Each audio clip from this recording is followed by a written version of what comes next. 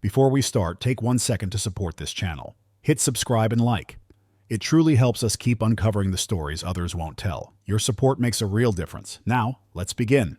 Died when I was young, 11 and a half, and I met Rob Reiner in my freshman year at high school, and I became really close with his father, Carl. And Rob had issues because it was his father. That communication was not going well, but Carl could dump all of what he wanted to say on me, and I never got so much encouragement. I mean, first of all, I was like 16, and I would go there, and I would make him and Mel Brooks and Norman Lear and Neil Simon laugh till they almost fell off the couch. Silence like this doesn't happen by accident. In Hollywood, silence is usually engineered, carefully shaped by lawyers, publicists, and carefully worded statements meant to protect legacies worth billions.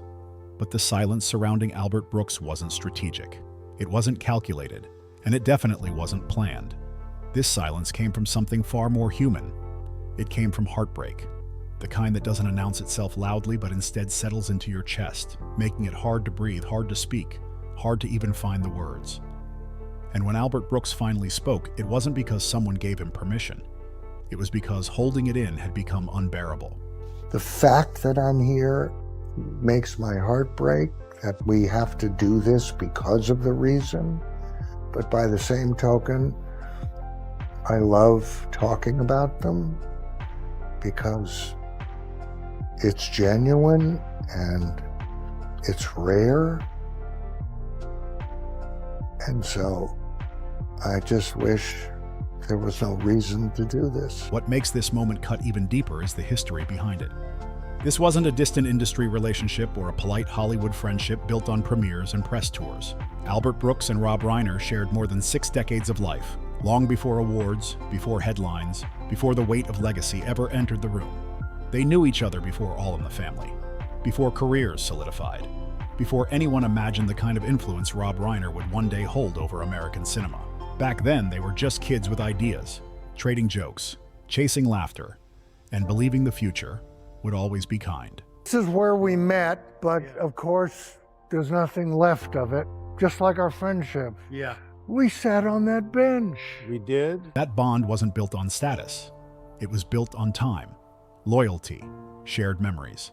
And that's why Albert's words hit so differently now. When he finally broke his silence about what truly happened inside that Brentwood home, people didn't just listen, they stopped. Because what he shared didn't sound rehearsed. It wasn't filtered. It wasn't polished. It came out raw, emotional, and heavy, with truths that had been sitting unspoken for years. First time both of us have been back since Right. we graduated. Over a certain age, it's against the law. Only for you, though. Well, life works best when you remember. You remember, nobody bothers you, that's the way it was, I looked great. When you have to confront the actual people you were with, oh my God, who are you? You could hear it in his voice, the frustration, the guilt, the disbelief, all tangled together, spilling out at once like a dam finally breaking. Until that moment, most people had only seen the story through headlines.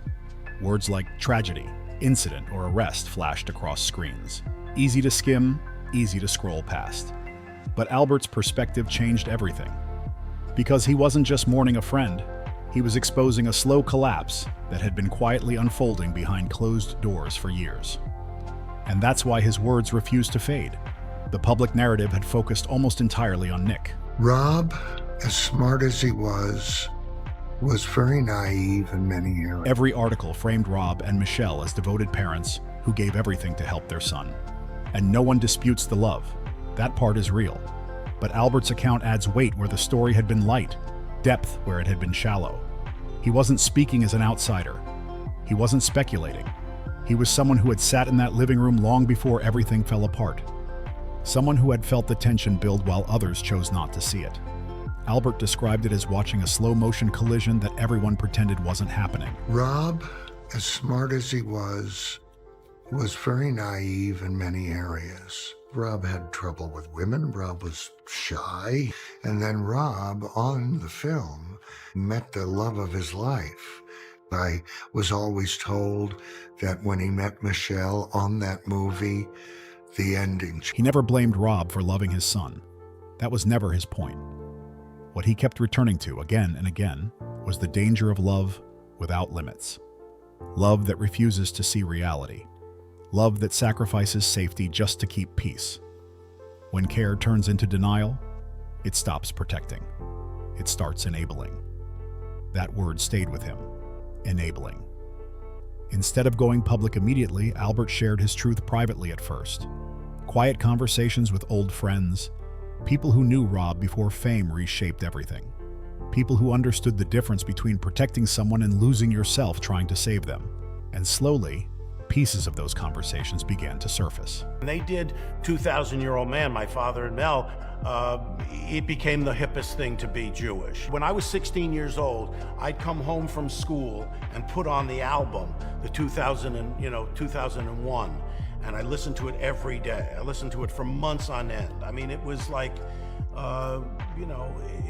it was like going to church. It was like a religion, I mean, it was absolutely. And when I was 16 and I wrote a joke for them, and I told them this joke, and they used it, and I can't believe. I mean, to me, it was like the biggest thrill of my life. It was the derivation of applause. One night in particular stood out to Albert. About 8 months before everything finally collapsed. It was supposed to be an easy evening, a small group, good food, familiar faces, laughter. No tension expected. Then Nick arrived. No call, no warning. Anyone who's experienced family strain knows that feeling. The instant shift in the room. Conversations stall. Smiles tighten. No one knows what to say first, but what struck Albert most wasn't anger. It was hope. Rob stood up immediately. Open arms, soft smile. A look that said, maybe this time is different. Albert described it as painful hope. The kind that keeps someone standing even after reality has knocked them down again and again. But Nick hadn't come to reconnect. He came with a demand, not something small, not symbolic. It was about money, serious money, the kind often used to smooth over cracks instead of repairing what's broken. Albert said the atmosphere changed instantly. Forks stopped moving. Voices fell silent. And then there was Michelle. Albert said the look on her face still haunts him. It wasn't frustration. It wasn't irritation. It was fear, real fear, and that fear didn't begin that night. It had been living in that house for years. That was the moment Albert couldn't stay quiet anymore. He pulled Rob aside, away from the table, away from the others, out onto the patio. No gentle phrasing, no soft delivery. He asked him directly, "How long are you going to let him hold you hostage?" Rob didn't raise his voice.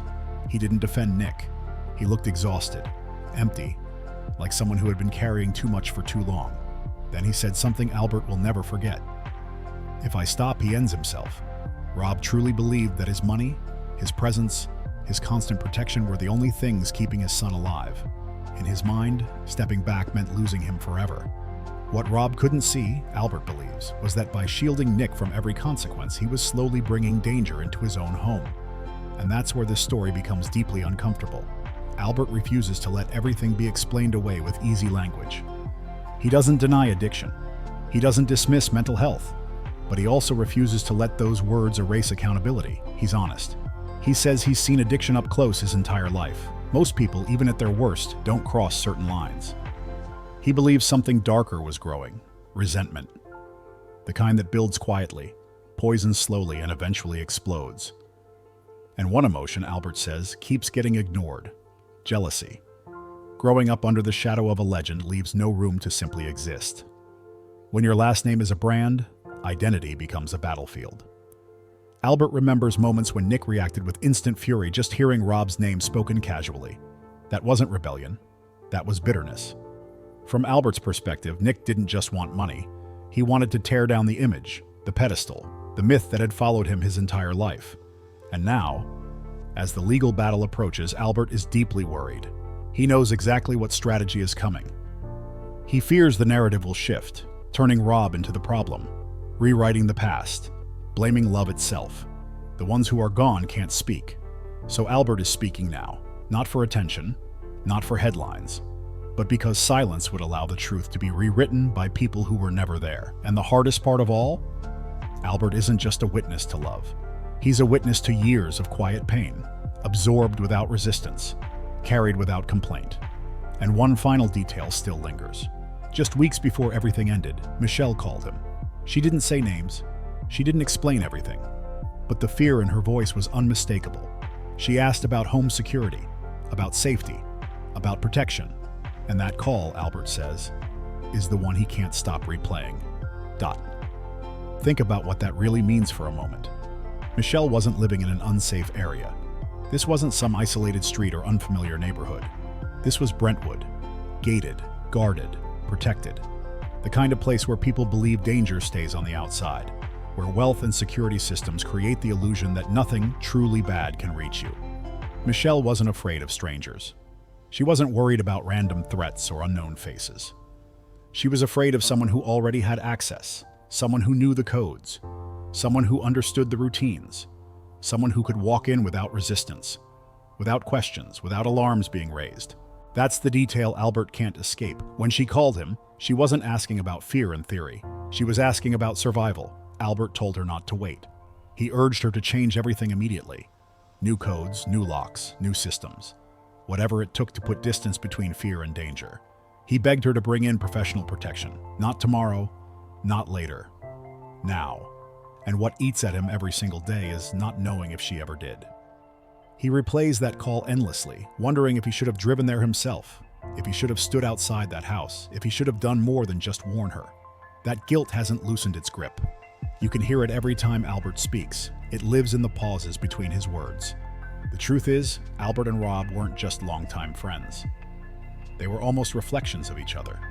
Two people wired the same way. Same rhythm, same humor, same instincts. They grew up creatively side by side, shaping each other's timing, sharpening each other's voice.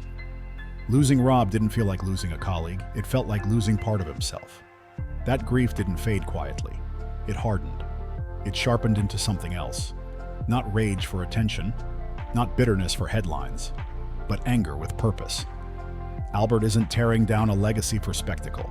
He's stripping away the polished surface Hollywood uses to protect itself, because he believes that surface is exactly what allowed this situation to rot from the inside. Normally, when a celebrity's child spirals, the machinery activates. Carefully worded statements, quiet trips, closed doors, everything handled discreetly so the public never sees the cracks. And then the story disappears. Albert believes that silence is what allowed this to grow unchecked. He's convinced that if someone, anyone, had stepped in forcefully years ago, the outcome might have been different. He described an earlier incident that still haunts him. An outburst so severe it should have changed everything. Nick threw a chair through a window. Not a metaphor, not exaggeration. A violent moment that demanded consequences. But no one called authorities. No official report. No formal intervention. Why? Because, as Albert put it plainly, you don't call the police on Rob Reiner's son. Instead, you call a private doctor, a handler, a fixer. Someone who cleans it up quietly so it never reaches daylight. That, Albert says, is the real trap of privilege. It didn't protect this family. It isolated them. Every time consequences were avoided, the line blurred further. Every time someone stepped in to smooth things over, accountability slipped away. Until one day, there was nothing left to smooth. People who have seen Albert recently say he looks different. Older, heavier. Like someone carrying more than grief alone. The sharp wit he was known for feels buried beneath shock and exhaustion. He described how he found out. Not from the family. From a business contact who overheard radio chatter on a police scanner.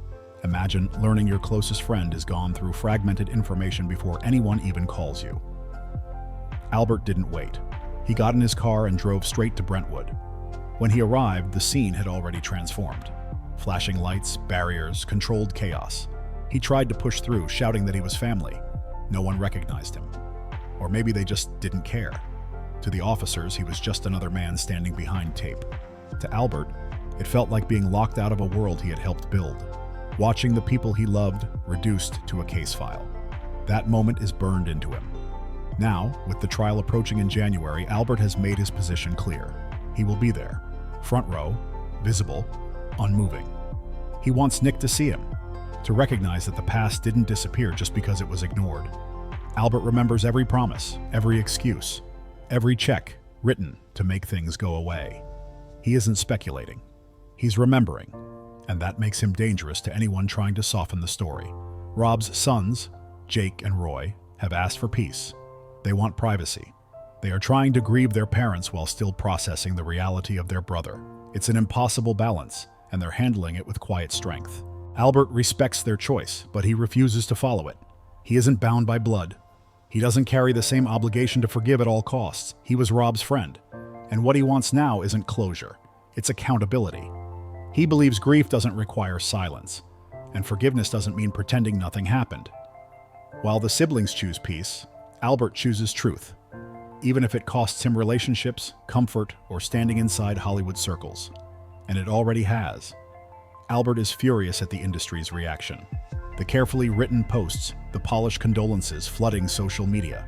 He says many of the people posting hadn't spoken to Rob in years. Some ignored his calls. Some quietly distanced themselves when things became complicated. Others, the ones who knew Nick was unstable, kept inviting him out, kept including him, kept pretending nothing was wrong because of the name attached to him. Albert doesn't name them publicly. He doesn't need to. Everyone in those circles already knows. He calls it performative grief, mourning that looks good online but means nothing behind closed doors. He isn't interested in hashtags or sympathy captions. He wants answers. Who supplied Nick with substances that night? Who helped him move freely when people knew he shouldn't be there? Who kept enabling access instead of setting limits? Those questions are hanging in the air now, heavier than ever. And Albert isn't done asking them. He wants every silent helper, every fixer, every enabler brought into the light. That's what this story is really about. Not gossip, not spectacle, not shock value. It's about what happens when fame, money, fear, and unchecked behavior collide behind closed doors. Albert says this case forces a question most people don't want to face. Where does love end, and where does responsibility begin?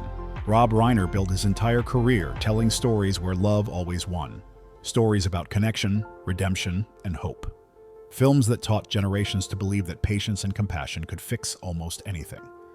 But now Albert is standing in the aftermath, trying to protect Rob's legacy by telling a truth that hurts far more than silence ever could. Because this time, love didn't stop what happened. Love made it possible. Love opened doors that should have been locked. Love kept access where boundaries were desperately needed. Love delayed action until there was no time left. It's the brutal opposite of everything those films taught us, and that's why it cuts so deep.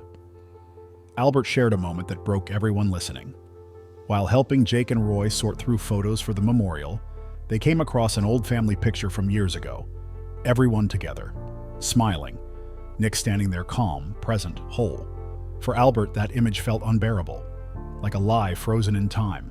He wanted it removed, but the brothers stopped him. For them, that photo wasn't about what came later. It was about the brother they once knew, the version of Nick that existed before everything collapsed. That difference in how they saw the same image said everything. No one was wrong. They were just carrying different weight. Albert admits this loss has settled into his body. The sleepless nights, the endless mental replays, the anger that never fully quiets. Grief doesn't fade neatly when you lose someone who has been with you through every chapter of your life. Rob wasn't just a friend, he was a constant. The one person who could still make Albert laugh so hard he couldn't breathe. That laughter is gone now, replaced by silence. A silence louder than any applause ever was. Albert says he can't even watch their old films anymore. The joy is still there, but it's heavier now. Every smile comes with an ache attached, a reminder of what was lost. The detail that haunts him most isn't about money, or fame, or the trial. It's Nick's eyes. Albert says the last few times he saw him, something was missing. Not sadness, not anger, just emptiness. Like an abandoned building with the lights still on, walls intact, nothing alive inside. And what makes that image even more painful is that Albert believes Rob saw it too. They were looking at the same thing, but reading it differently. Albert saw danger, a moment to pull back. Rob saw pain, something to comfort. One man ran toward the fire with hope. The other begged him to stop. And the man carrying hope got burned. Now, as the January trial approaches, Albert isn't stepping back. He's done softening the truth. He knows how this system works. He knows how stories get reframed in court, how tragedy turns into sympathy, how accountability gets blurred by expensive legal language. That's why he's speaking now. His message is simple and unmovable. Rob and Michelle were not villains. They were not careless. They were parents who loved fiercely, and in Albert's eyes, that love made them vulnerable. He keeps returning to one detail he refuses to let disappear. Rob was afraid that night. Fear matters. Fear means awareness. Fear means danger was felt, not imagined. Albert says that fear deserves to be remembered exactly as it was, because only by acknowledging it can there be real accountability. This isn't revenge. It's grief sharpened into purpose. When headlines flood timelines and stories get reduced to sound bites, Albert wants people to stop scrolling, to look past spin and legal language and imagine him sitting alone, surrounded by decades of memories, photos, jokes, and laughter that will never return. He knows even justice won't bring peace, because this isn't a movie. There's no perfect ending, no swelling music, no last-minute redemption. There's just the slow, painful fade that real life brings, and Albert standing in that quiet, refusing to look away. The signs were there. The warnings were ignored. Comfort replaced truth, and now the question is simple. Are we finally listening? If you made it this far, make sure to like the video, subscribe to the channel, and share it so these stories don't get buried.